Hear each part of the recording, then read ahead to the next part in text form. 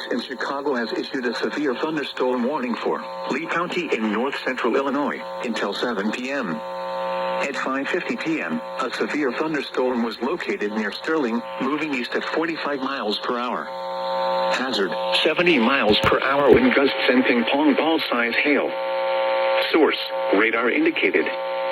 Impact, people and animals outdoors will be injured.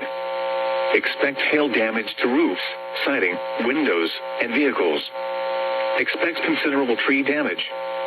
Wind damage is also likely to mobile homes, roofs, and outbuildings. This severe thunderstorm will be near Dixon and Walton around 6:05 p.m.